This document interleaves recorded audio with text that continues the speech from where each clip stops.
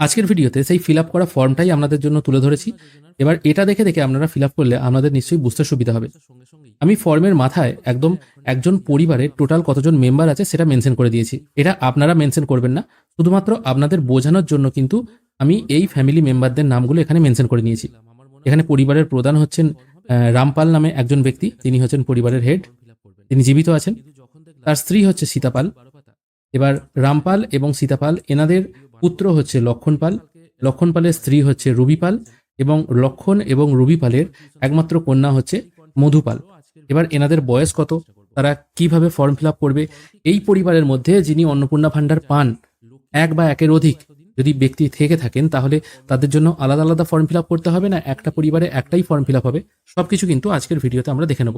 আমি বারবার বলছি, ফ্যামিলি হোল্ডার বা ফ্যামিলির যে সদস্য আছে যারা পরিবারে, তাদের নামগুলো কিন্তু এই মাথায় লিখতে হবে না। আমি শুধু আপনাদের বোঝানোর সুবিধার জন্য এই জিনিসটা ক্লিয়ার করে দিলাম। এরপর চলে আসছি আসল ফর্মে। এখানে হচ্ছে ফর্ম। এখানে প্রথমে বলা হয়েছে পরিবারের প্রধানের নাম। পরিবারের প্রধানের নাম রামপাল, সেই জন্য আমি এখানে লিখেছি রামপাল। ইংরেজিতে লিখেছি, ক্যাপিটাল লেটারে লিখেছি, আধার কার্ড অনুযায়ী লিখতে বলেছে কারণ আধার কার্ডে ইংরেজিতে নাম আছে। তারপর ওনার জন্ম তারিখ কত, আধার কার্ড অনুযায়ী এখানে লিখে দিয়েছি। পরিবারের প্রধানের জেন্ডার কি, এখানে পুরুষ, এটাই আমি লিখেছি। তারপর সেই ব্যক্তির আধার কার্ড নাম্বারটা এখানে পরিষ্কার সুন্দরভাবে গোটা গোটা করে লিখতে হবে। এবার আছে ডিজিটাল রেশন কার্ডের পারিবারিক আইডি যদি থাকে। এখানে যেগুলো যদি থাকে বলা হয়েছে না, সেগুলো কিন্তু আপনারা স্কিপ করে যাবেন। এবার এই ডিজিটাল রেশন কার্ডের পারিবারিক আইডি এটা আপনারা কি করে বার করবেন সেটাও আমি নেক্সট ভিডিওতে জানিয়ে দেবো। ওটা রেশন কার্ডের ওয়েবসাইট থেকেই পাওয়া যায়, খুবই সহজ এবং ইজি প্রসেসে আপনারা বার করতে পারবেন। এটা কি করে বার করবেন আমি দেখিয়ে দেবো, কিন্তু এখানে যেহেতু ম্যান্ডেটরি নয় সেই জন্য এই ঘরটা আমি ফাঁকা রেখেছি। তারপর আছে পরিবারের সদস্য সংখ্যা, এখানে আছে 5 জন, কারণ উপরে দেখুন লিখেছি হেড অফ দ্য ফ্যামিলি, ইনি হচ্ছেন একজন বা এনাকে হেড অফ দ্য ফ্যামিলি রাখা হয়েছে। তারপর 1 2 3 4, এখানে 4 জন আর এখানে একজন, টোটাল হচ্ছে 5 জন, সেই জন্য আমি এখানে 5 জন লিখেছি। তারপর ঠিকানা, স্থায়ী ঠিকানা কি আছে সেটা কিন্তু এখানে মেনশন করে দেওয়া আছে। হেড অফ দ্য ফ্যামিলিরই কিন্তু এই ডিটেলগুলো হবে, হেড অফ দ্য ফ্যামিলির স্থায়ী ঠিকানা যেটা সেটাই কিন্তু এখানে হবে। তারপর বলা হয়েছে যোগাযোগের নাম্বার, এখানে পরিবারের প্রধানের আধারের সঙ্গে লিঙ্ক ফোন নাম্বারটাই চাওয়া হচ্ছে। যদি দেখা যায় আপনার পরিবারের প্রধান যিনি আছেন তার আধারে ফোন নাম্বার লিঙ্ক নেই, তাহলে নর্মাল যে কোনো ফোন নাম্বার দিয়ে দিতে পারেন। কারণ এই ফর্মের জন্য তাকে যদি তার হয়তো বয়স্ক তরুণ, তাকে হয়তো আধারে ফোন নাম্বার লিঙ্ক করতে যেতে হচ্ছে। আর এখন আপনারা প্রত্যেকেই জানেন আধারে ফোন নাম্বার লিঙ্ক করা কতটা কষ্টদায়ক, কারণ যেখানে আধারে ফোন নাম্বার লিঙ্ক হচ্ছে সেখানে কত বড় লাইন এটা আমরা সহজেই অনুমান করতে পারছি। এবারে চলে আসছি আসল জায়গায়, যেখানে আপনাকে ফিল করতে হবে অন্নপূর্ণা যোজনার জন্য কারা আবেদন করছেন, মানে পরিবারের কোন কোন মেম্বার অন্নপূর্ণা যোজনার জন্য আবেদন করছেন সেটা এবার এখানে ফিল করতে হবে। ফর্মের এই 9 নম্বর পয়েন্টেই কিন্তু এটা আছে, ঠিক আছে।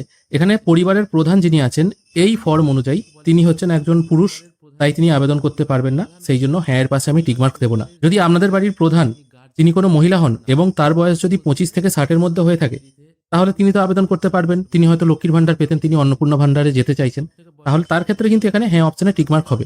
কিন্তু যেহেতু এই পরিবারে ইনি পুরুষ, সেই জন্য এখানে হ্যাঁ অপশনে টিকমার্ক হবে না। তারপর চলে আসছে সদস্য 1। সদস্য 1 তিনি হচ্ছেন রামপালের স্ত্রী, তার ডেট অফ বার্থ হচ্ছে 1960, অর্থাৎ তার বয়সও কিন্তু 60-এর ঊর্ধ্বে হয়ে গেছে। তিনিও কিন্তু অন্নপূর্ণা ভাণ্ডারের সুবিধা গ্রহণ করতে পারবেন না, সেই জন্য আমি এর পাশে টিকমার্ক দিইনি। আর এখানে কি লিখতে হবে, পরিবারের প্রধানের ডিটেল তো আমি ওপরেই দিয়ে দিয়েছি। সদস্য 1-এর জায়গায় সেই সদস্য 1-এর নাম, তার ডেট অফ বার্থ আধার অনুযায়ী, তার জেন্ডার লিখতে হবে, পরিবারের প্রধানের সাথে তার সম্পর্ক কি সেটা লিখতে হবে এবং তার আধার নাম্বারটা কি আছে সেটা এখানে লিখতে হবে। এবার আপনাদের ক্ষেত্রে আপনাদের সদস্য 1 তিনি যদি অন্নপূর্ণা ভাণ্ডার পাওয়ার যোগ্য হন তাহলে তার পাশে হ্যাঁ অপশনে টিকমার্ক হবে, যদি না হয় তাহলে কিন্তু টিকমার্ক দিতে হবে না।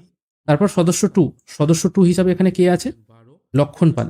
এই লক্ষণ পালের ডিটেল দিতে হবে। প্রথমে লক্ষণ পালের নাম, তার জন্ম তারিখ, তার জেন্ডার। তারপর দ্বিতীয় পাতা চলে আসছি, এখানে পরিবারের প্রধানের সঙ্গে তার সম্পর্ক কি, তিনি হচ্ছেন সন, ঠিক আছে, এবং তার আধার নাম্বার দিতে হবে। এখানেও দেখুন হ্যাঁ না অপশন আছে, না অপশনটা নেই, হ্যাঁ অপশন আছে। তিনি যদি অন্নপূর্ণা ভাণ্ডারে আবেদন করতে চান বা আগে হয়তো লক্ষ্মীর ভাণ্ডার পেতেন, এখন শিফট হতে চাইছেন, সেক্ষেত্রে এখানে অপশনে টিকমার্ক দিতে হবে।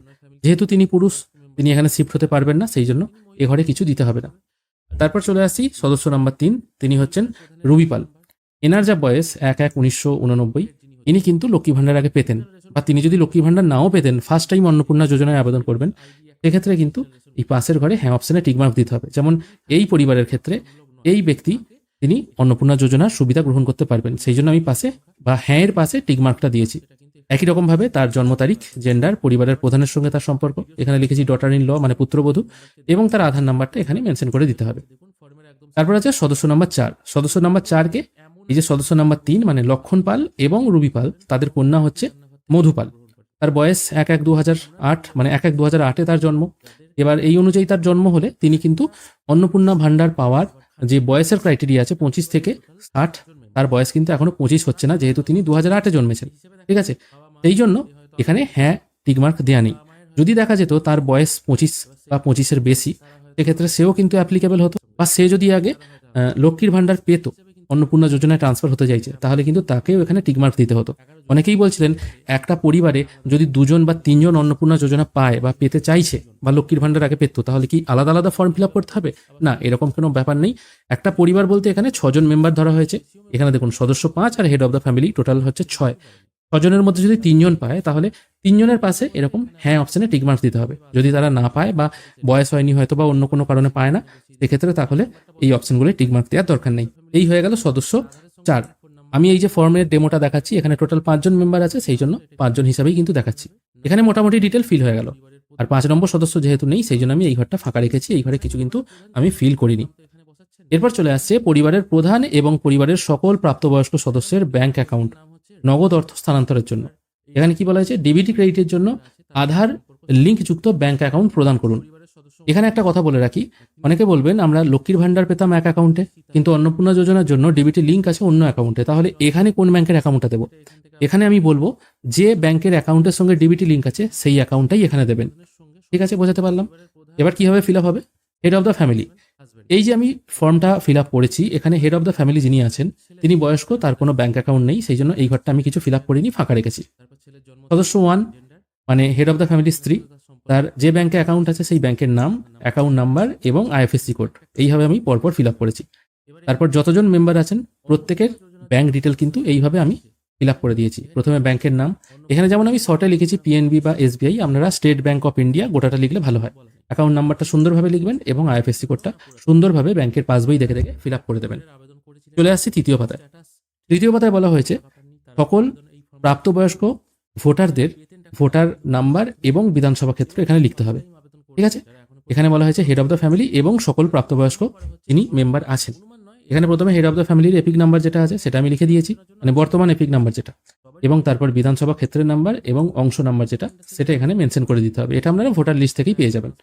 একই রকমভাবে যতজন মেম্বার আছে সবার ডিটেল দিয়েছি, কিন্তু এই সদস্য 4-এর আমি দিইনি, কারণ সদস্য 4 যিনি আছেন তিনি এই 18 বছর বয়সী হয়েছে, তার এখনো ভোটার কার্ড হয়নি, সেই জন্য তার এই ঘরটা ফাঁকা রেখেছি। যাদের ভোটার কার্ড আছে তাদের ডিটেলগুলো দিয়েছি, যার নেই তার আমি এই ঘরটা ফাঁকা রেখেছি। তারপর আছে বিভাগ, মানে আপনার কাস্ট কি, আপনি জেনারেল, এসসি, এসসি না ওবিসি, যেটা হবে না আপনি সেই ঘরটায় টিকমার্ক দেবেন, ঠিক আমি যেমনটা দিয়েছি। তারপর আছে রেশন কার্ডের তথ্য। এখানে জিজ্ঞাসা করা হচ্ছে আপনার রেশন কার্ড আছে কিনা, যদি থাকে হ্যাঁ করবেন, আমার আছে বা ম্যাক্সিমাম মানুষেরই আছে, সেই জন্য এই হ্যাঁ অপশনে টিকমার্ক দেওয়া আছে। আর যদি হ্যাঁ হয় কি টাইপের কার্ড আছে, এবার আপনার পরিবারের যে টাইপের কার্ড সেই কার্ডের ধরনের ওপর আপনাকে টিকমার্ক দিতে হবে। এই পরিবারে যেমন RKSY1 কার্ড, এটার ওপর আমি টিকমার্ক দিয়েছি। তারপর জিজ্ঞাসা করা হচ্ছে এই পরিবার রেশন দোকান থেকে নিয়মিত রেশন তুলছে কিনা, এখানেও হ্যাঁ দিয়েছি, কারণ ম্যাক্সিমাম মানুষ রেশন তোলে। যদি আপনাদের ক্ষেত্রে না হয় তাহলে নায়ের ঘরে টিকমার্ক দেবেন। তারপর জিজ্ঞাসা করা হচ্ছে বাড়ির ধরন, আপনার বাড়িতে কি 3 বা তার বেশি পাকা ঘর আছে, যদি থাকে হ্যাঁ করবেন, যদি না থাকে না করবেন। এবার এই পাকা ঘরের ওপর আপনার কিন্তু অন্নপূর্ণা ভান্ডার আটকাবে না, এটা বলেনি যে আপনার পাকা ঘর থাকলে আপনাকে অন্নপূর্ণা ভান্ডার দেবে না, এটা কিন্তু ম্যাটার করে না। যদি থাকে সত্যিটা বলবেন, মিথ্যে বলার কিন্তু দরকার নেই। তারপর বলা হয়েছে জমির মালিকানা, মানে আপনার জমি নিজস্ব জমি আছে কিনা, যদি থাকে হ্যাঁ করবেন, যদি না থাকে না করবেন। এবার এখানে অনেকে বলতে পারেন আমরা ভাড়া বাড়িতে থাকি, যদি ভাড়া বাড়িতে থাকেন আপনাদের ভোটার কার্ড কোথায় আছে সেটা দেখতে হবে। আপনাদের নিশ্চয়ই কোনো না কোনো বাড়ি আছে, ঠিক আছে। এবার আপনার বাড়িতে হয়তো আপনারা থাকেন না পড়াশোনার জন্য বা চাকরির জন্য, আপনারা হয়তো ভাড়া বাড়িতে থাকেন, সেটা কিন্তু আপনার পার্মানেন্ট অ্যাড্রেস নয়। আপনার পার্মানেন্ট অ্যাড্রেস যেটা, মানে আপনার ভোটার কার্ড যেখানে আছে সেই বাড়িটা আপনার কিনা সেটা আগে দেখতে হবে। যদি হেড অফ দ্য ফ্যামিলিরও হয়, হয়তো আপনার নামে বাড়ি নেই, বাড়িটা হচ্ছে আপনার হেড অফ দ্য ফ্যামিলির, সেটাও যদি হয়ে থাকে তাহলে হ্যাঁ করবেন, অন্যথায় এটা না করবেন। আর তার সঙ্গে যদি আপনার পর্চা থাকে, সেই পর্চার ডিটেলটা হয়তো জেরক্স করে আপনাকে দিতে হতে পারে যখন ফর্ম জমা হবে। চলে আসছি ফর্মের 4 নম্বর পেজে। তারপর বলা হয়েছে আপনার পরিবারের যে টোটাল সদস্য আছে তাদের টোটাল কতটা পরিমাণ জমি আছে, এটা শতকে লিখতে বলেছে। এখানে ROR দেখে বা পর্চা দেখে আপনাকে লিখতে হবে টোটাল সদস্যদের, শুধু হেড অফ দ্য ফ্যামিলির নয়, বা যিনি অ্যাপ্লাই করছেন তার নয়, বা যিনি অ্যাপ্লাই করছেন তার স্বামীর নয়, টোটাল পরিবারের মধ্যে টোটাল ফ্যামিলির কতটা জমি আছে। এই জমিরও যদি বেশি থাকে আপনার, তাহলেও কিন্তু আপনার অন্নপূর্ণা ভান্ডার পেতে অসুবিধা হবে না, কারণ এখানেও বলা নেই যে বেশি জমি থাকলে টাকা দেবে না, এটাও কিন্তু বলা নেই। তারপর বলা হয়েছে আপনার যানবাহন আছে কিনা, আপনার বা আপনার পরিবারের কোনো সদস্যের অবাণিজ্যিক মোটর চালিত 4 চাকার গাড়ি আছে কিনা। যদি থাকে হ্যাঁ করবেন, যদি না থাকে না করবেন। আর যদি আপনার থাকেও, হয়তো আপনি আছে আপনি না করে দিলেন, সেটা করবেন না, কারণ এটা বলেনি যে 4 চাকার গাড়ি থাকলে আপনাকে টাকা দেবে না। যদি থাকে হ্যাঁ করে দেবেন, কতগুলো আছে সেটা লিখবেন এবং গাড়ির নাম্বারটা এখানে লিখবেন। যদি না থাকে না করবেন। এই পরিবারের নেই, সেই জন্য আমি এটা না করেছি। তারপর আছে পরিবার ভিত্তিক সদস্যদের স্বাস্থ্য বীমা। ঠিক আছে, এবার এখানে প্রতিটা জিনিস মেনশন করতে হবে। যদি না থাকে তাহলে না করে দেবেন, আর যদি থাকে, দেখা গেল আপনার হয়তো স্বাস্থ্যসাথী আছে, তাহলে হ্যাঁ করবেন। আর যদি হ্যাঁ করেন তাহলে সরকারি বা বেসরকারি বীমার অঙ্ক বা প্রিমিয়ামের বিবরণ। যদি দেখা যায় যে স্বাস্থ্যসাথী কার্ড আছে, ঠিক আছে, তাহলে স্বাস্থ্যসাথীতে কত টাকা দেয়? 5 লাখ টাকা। এখনো স্বাস্থ্যসাথী চালু আছে, বলাই হয়েছে আয়ুষ্মান যতদিন না পর্যন্ত চালু হচ্ছে ততদিন পর্যন্ত স্বাস্থ্যসাথী চলবে। এই হিসাবে এখানে স্বাস্থ্যসাথী চালু আছে এবং এখানে 5 লাখ আমি মেনশন করে দিয়েছি। এবং যতজনের নাম ওই স্বাস্থ্যসাথী কার্ডে আছে তাদের ডিটেলগুলো বা তাদের ঘরে কিন্তু টিকমার্ক দিতে হবে। এক্ষেত্রে যেমন হেড অফ দ্য ফ্যামিলি, সদস্য 1 এবং সদস্য 2, এই 3 জনের নাম কিন্তু আছে। সদস্য 3 এবং সদস্য 4 তাদের কিন্তু নাম নেই, সেই জন্য কিন্তু আমি এই ঘরগুলো টিকমার্ক দিইনি। এবার আপনাদের যদি থাকে সেগুলো টিকমার্ক দিয়ে দেবেন। তারপর আছে পেশা। তারপর বলা হচ্ছে কোনো সদস্য কি আয়কর বা কোনো পেশাগত কর প্রদান করেন, মানে প্যান বা পি ট্যাক্স যদি দেন। যদি হ্যাঁ থাকে হ্যাঁ করবেন, যদি না হয় নো করে দেবেন। এটা আপনাদের ইচ্ছে, এর সঙ্গেও কিন্তু টাকা পাওয়ার কোনো সম্পর্ক নেই। তারপর জিজ্ঞাসা করা হচ্ছে পরিবারের কোনো সদস্যের প্যান কার্ড আছে কিনা। এখানে বলা হয়েছে দেখুন, যদি থাকে, বাধ্যতামূলক নয় যে হয়তো আপনার ফর্ম ফিল আপ করার জন্য আপনার হয়তো প্যান কার্ড নেই, আপনি তাড়াহুড়ো করে প্যান কার্ড করালেন, তারপর সেই প্যান নাম্বার দিলেন, এটা কিন্তু বলেনি। ঠিক আছে, এটা বলেছে যদি থাকে। যদি থাকে দেবেন, যদি না থাকে দেবেন না। এবার অনেকেই ভাববেন হয়তো আমার আছে আমি দেবো না, দেবেন না, কোনো অসুবিধা নেই, কারণ এটা ম্যান্ডেটারি নয় বা স্টার মার্ক করা নেই। বলা হয়েছে যদি থাকে। যাদের আছে তাদের ডিটেলগুলো দেবেন, যেমন হেড অফ দ্য ফ্যামিলি নেই, আমি এখানে করেছি নো প্যান। 1 নম্বর সদস্যের প্যান কার্ড নেই, সেটাও আমি দিইনি। সদস্য নাম্বার 2 যিনি আছেন আজকে, লক্ষণ পাল, তার প্যান কার্ড আছে, ঠিক আছে, তার নাম লিখেছি, তারপর প্যান নাম্বার লিখেছি। সদস্য নাম্বার 3 যিনি আছেন, তারও কোনো প্যান কার্ড নেই, সেই জন্য আমি নো প্যান করে দিয়েছি। আর বাকিদের কোনো প্যান কার্ড নেই, সেই জন্য আমি নো প্যান করে দিয়েছি। এই থাকে দেবেন, আর যদি না থাকে নো প্যানও লিখতে হবে না। যার আছে এই যত নম্বর সদস্যরা আপনি লিখছেন আর কি, প্রথম দিকে যেভাবে সাজিয়েছিলেন সদস্য 1 সদস্য 2 বলে, তার জায়গায় কিন্তু তার নামটা দিয়ে তার প্যান নাম্বারটা দিতে হবে। এটাই হচ্ছে ব্যাপার। তারপর বলা হয়েছে কর্মসংস্থানের ধরন, মানে আপনি কি টাইপের কাজ করেন। এটা আপনি বলতে আপনার পরিবারের সকলের তথ্য চাওয়া হচ্ছে। ঠিক আছে, পরিবারের প্রধান কি করেন তার তথ্য প্রথমে দিতে হবে। তিনি কিছু করেন না, তিনি বেকার, সেই জন্য আমি বেকারের ঘরে টিকমার্ক দিয়েছি। সদস্য 1 মানে পরিবারের প্রধানের স্ত্রী, তিনিও বেকার, এই জন্য আমি বেকারের ঘরে টিকমার্ক দিয়েছি। সদস্য 2 তিনি কাজ করেন আর কি পার্ট টাইম, সেই জন্য আমি এখানে টিকমার্ক দিয়েছি। সদস্য 3 তিনিও কিছু করেন না। সদস্য 4 তিনিও কিছু করেন না, সেই জন্য আমি অন্যান্য বা বেকার এই ঘরে টিকমার্ক দিয়ে দিয়েছি। 5 নম্বর সদস্য নেই, সেই জন্য 5 নম্বর ঘরটা সবসময় ফাঁকা যাচ্ছে। তারপর বলা হচ্ছে পরিবারের শিক্ষিত প্রাপ্তবয়স্ক সদস্যদের সংখ্যা এবং অশিক্ষিত প্রাপ্তবয়স্ক সদস্যদের সংখ্যা কত। এখানে শিক্ষিত প্রাপ্তবয়স্ক সংখ্যা হচ্ছে 3 জন, অশিক্ষিত হচ্ছে 2 জন। ঠিক আছে, সেই জন্য এটা আমি মেনশন করে দিয়েছি। এটা আপনারাও দিতে পারেন। এবার 3 জন 2 জন যে করলেন, কারা শিক্ষিত কারা অশিক্ষিত সেটাও মেনশন করতে হবে। এখানে এই পরিবারের ক্ষেত্রে এই পরিবারের প্রধান হচ্ছে অশিক্ষিত, সেই জন্য এখানে টিকমার্ক দেওয়া আছে। সদস্য 1 তিনিও অশিক্ষিত। সদস্য 2 শিক্ষিত, তার সর্বোচ্চ শিক্ষা হচ্ছে এইচএস। সদস্য 3 তিনিও শিক্ষিত, তার সর্বোচ্চ যোগ্যতা হচ্ছে মাধ্যমিক পাস। এবং সদস্য 4 যিনি আছেন তিনিও শিক্ষিত, তার সর্বোচ্চ হচ্ছে এইচএস, তিনি এইচএস পাস করছেন। তারপর বলা হচ্ছে আপনার পরিবারের কোনো সদস্য সাংবিধানিক পদ, মন্ত্রী, সংসদ, বিধায়ক এরকম কেউ কিনা। যদি হ্যাঁ হয় হ্যাঁ করবেন, অন্যথায় নো করবেন। কোনো সদস্য কি সরকারি পেনশনভোগী কিনা, এটা আমি না করেছি। এবার হ্যাঁ, কোনো সদস্য দেখা গেল হয়তো আপনার পরিবারের হেড বা আপনার স্বামী, তিনি হয়তো সরকারি পেনশন পান। ঠিক আছে, এবার তিনি যদি পেনশন পান সেক্ষেত্রে হ্যাঁ করবেন, এবং যিনি সরকারি পেনশনভোগী তার সদস্য নাম্বার কত বা তিনি কত নম্বর সদস্য সেটা কিন্তু এখানে লিখতে হবে। এবার সদস্য নাম্বার বলতে কত বলতে এখানে যে সদস্য 1 সদস্য 2 লেখা হয়েছে সেই ডিটেলগুলো কিন্তু এখানে দিতে হবে। এই জায়গাটায় তিনি কত নম্বর সদস্য। আপনি যদি পেনশন পান, মানে কোনো মহিলা যদি পেনশন পায়, তিনি তো অন্নপূর্ণা যোজনায় টাকা পাবেন না, তাই যিনি পান ওই পরিবারের তিনি কত নম্বর মেম্বার সেটা এখানে দিতে হবে। ঠিক আছে, আর বাড়ির কেউ যদি পেনশন পেয়ে থাকে তার সঙ্গেও কেউ যদি অন্নপূর্ণা যোজনায় টাকা পেতে চাইছেন আর কি, তার টাকা কিন্তু আটকাবে না। যিনি অ্যাপ্লাই করছেন তিনি যদি পেনশন পান বা তিনি যদি চাকরি করেন তাহলে কিন্তু তাকে অন্নপূর্ণা যোজনায় অ্যাপ্লাই করা যাবে না। এটাই হচ্ছে ব্যাপার। পরিবারের কোনো সদস্য জিএসটি অধীনে নিবন্ধিত আছেন কিনা, পরিবারের কেউ জিএসটি নাম্বার আছে কিনা। যদি হ্যাঁ হয় হ্যাঁ করবেন, অন্যথায় নো করবেন। আর এখানেও আপনার স্বামী হয়তো বা স্বামীর হয়তো জিএসটি আছে, আপনি হ্যাঁ করলেন, সেক্ষেত্রে আপনার অন্নপূর্ণা যোজনার কোনো টাকা আটকাবে না। আর যদি থাকে আর কি, সেই জিএসটি নাম্বারটা এখানে মেনশন করতে হবে। পরিবারের মোট বার্ষিক আয় কত, ঠিক আছে, সেই বার্ষিক আয়টা এখানে টাকায় লিখতে হবে, কতটা বার্ষিক আয়। তারপর জিজ্ঞেস করা হচ্ছে সিএ এর বর্তমান অবস্থা। যদি আপনি সিএ তে আবেদন করে থাকেন, এবং যদি করে থাকেন আর কি, দেখুন বলা হয়েছে যদি থাকে। যদি আপনি ভারতের বাসিন্দা হয়ে থাকেন তাহলে তো আপনি আবেদন করবেন না, সেক্ষেত্রে এই ঘরগুলোয় কিচ্ছু লিখতে হবে না। ডাইরেক্ট এখানে প্রযোজ্য নয় টিকমার্ক দিয়ে দেবেন। আমি এখানে কিছুই করিনি, আপনারা প্রযোজ্য নয় এই অপশনটাতে টিকমার্ক দিয়ে দিতে পারেন, ঠিক আছে, কোনো অসুবিধা নেই, বা ফাঁকা রাখলেও কোনো অসুবিধা নেই। তারপর জিজ্ঞেস করা হচ্ছে আপনার পরিবারে কোনো ক্রেডিট কার্ড বা কিষাণ ক্রেডিট কার্ড, মৎস্যজীবী ক্রেডিট কার্ড, শিল্পী ক্রেডিট কার্ড আছে কিনা। যদি থাকে আর কি, তার নাম্বার, আইটি নাম্বার, কবে ইস্যু করা হয়েছে এগুলো দিতে হবে। যদি না থাকে এই ঘরগুলো হাত দেওয়ার দরকার নেই, ফাঁকা রেখে দেবেন, পুরো ফাঁকা রেখে দেবেন। তারপর বলা হয়েছে এসআইআর 2026-এ নাম যদি বাদ পড়ে থাকে এবং মামলাটি যদি ট্রাইব্যুনালে বিচারাধীন থাকে, এরকম কেউ আছে কিনা। এখানে এবার আসল জিনিসটা দেখুন, এখানে কিন্তু খুব ঠিকঠাক ফিল আপ করতে হবে। এখানে আমি টোটাল যে ফ্যামিলি হিসেব করেছি সেই অনুযায়ী কিন্তু এখানে টোটাল 5 জন মেম্বার আছে। 5 জন মেম্বারের মধ্যে পরিবারের প্রধান তার ক্ষেত্রে প্রযোজ্য নয়, মানে তিনি ভারতেরই বাসিন্দা এবং তার নাম বাদ হয়নি, তিনি ট্রাইব্যুনালে আবেদন করেননি, তার নাম বাদই হয়নি, তিনি আবেদন করবেন কেন, সেই জন্য প্রযোজ্য নয় টিকমার্ক দিয়েছি। তারপর সেকেন্ড চলে আসছে যিনি মেম্বার আছেন তারও প্রযোজ্য নয়, কিন্তু পরিবারের যিনি থার্ড মেম্বার আছেন, ঠিক আছে, মানে হেড অফ দ্য ফ্যামিলি এবং সদস্য ওয়ানের যিনি পুত্র আছেন লক্ষণ, তার নামটা বাদ পড়ে গেছে, তিনি আবেদন করেছেন, তাই এখানে হ্যাঁ দাগ দেওয়া হয়েছে এবং তিনি যে অ্যাপিল করেছেন সেই অ্যাপিল নাম্বারটা এই যে দাগ দেওয়া আছে এই দাগের ঘরে লিখে দেবেন, ঠিক আছে, মামলার বিবরণটা। যদি কাগজ হারিয়ে গিয়ে থাকে অসুবিধা নেই, সেক্ষেত্রে হ্যাঁ করে দেবেন। আর কারণ হ্যাঁটা কেন করবেন, যদি হ্যাঁ হয় তবে মামলার বিবরণ, এই কারণেই বলা হয়েছে, ঠিক আছে, মামলার বিবরণটা দিতে হবে বা অ্যাপিল নাম্বারটা দিয়ে দেবেন, কারণ এগুলো আশা করি কেউ হারাবেন না, ঠিক আছে, তাও যদি থাকে দিয়ে দেবেন। তারপর বলা হয়েছে সদস্য 3 এনার ক্ষেত্রেও প্রযোজ্য নয়, সদস্য 4 এনার ক্ষেত্রেও প্রযোজ্য নয়, ঠিক আছে। তারপর বলা হয়েছে বিদ্যালয়ে অধ্যয়নরত পরিবারের সকল শিশুর বিবরণ। যে পরিবারে শিশু নেই তাদের শিশুদের ডিটেল দেওয়ার দরকার নেই। যদি আপনার পরিবারে কোনো শিশু থাকে, এই শিশুর নাম, তিনি কোন শ্রেণীতে পড়েন, তার বিদ্যালয়ের নাম এখানে দিতে হবে এবং কি টাইপের বিদ্যালয়ে পড়েন, এখানে অনেকগুলো বিদ্যালয়ের অপশন আছে, এই বিদ্যালয়ের ঘরে আপনাকে টিকমার্ক দিতে হবে। যদি শিশু না থাকে দেওয়ার দরকার নেই, একটা ফর্মে কিন্তু টোটাল 4 জন শিশুর ডিটেল দেওয়া যাবে। যদি আপনার বাড়িতে শিশু না থাকে ডিটেল দিতে হবে না।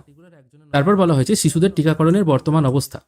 আপনার বাড়িতে যদি শিশু থাকে তাকে আপনি নিয়মিত টিকা দিচ্ছেন কিনা এটাও কিন্তু দেখা হচ্ছে, কারণ মাননীয় মন্ত্রী বলেছেন কেউ যদি বলেন যে আপনি টিকা দেন না কিন্তু অন্নপূর্ণা যোজনার ফর্ম ফিল আপ করেছেন, তাহলে কিন্তু তাকে টাকা নাও দেওয়া হতে পারে, কারণ তিনি সরকারের দেওয়া টিকা ফ্রিতে পাচ্ছেন সেটা নিচ্ছেন না, কিন্তু সরকারের দেওয়া টাকা নিচ্ছেন, এটা কি করে হয়, ঠিক আছে।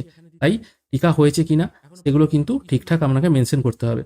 এখানে লিখতে পারেন হ্যাঁ টিকা হয়ে গেছে, যার হয়েছে আর কি, এরকম ব্যাপারগুলো আপনাকে মেনশন করতে হবে। তারপর বলা হচ্ছে আপনি কোনো সরকারি প্রকল্পের সুবিধা ডিবিটির মাধ্যমে পাচ্ছেন কিনা।